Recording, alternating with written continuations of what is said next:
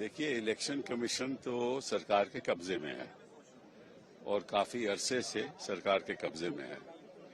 और जो आप लोकतंत्र की बात करते हो, अगर लोकतंत्र ऐसे ही चलता रहा और इलेक्शन कमीशन सरकार की पैरवी करती रही तो निश्चित रूप से जो नतीजे आएंगे वो आपके सामने हैं। संसद सत्र के पहले दिन ही कपिल सिब्बल ने चुनाव आयोग को फंसा दिया। संसद में बजट सत्र के दूसरे चरण के पहले दिन जोरदार हंगामा देखने को मिला है। किसी ने मणिपुर का मुद्दा उठाया, किसी ने वोटर लिस्ट का।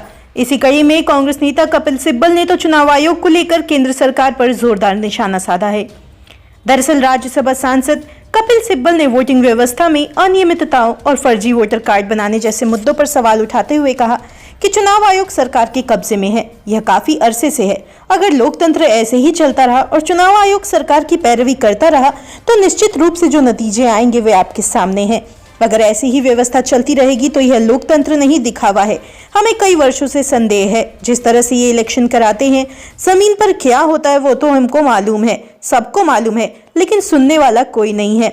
सिब्बल ने कहा कि न तो कोर्ट सुनती है, न इलेक्शन कमीशन सुनता है, और बात ये लोकतंत्र की करते हैं। हम ईवीएम पर अभी बात नहीं कर रहे हैं, इस पर तो चर्चा अलग से होगी।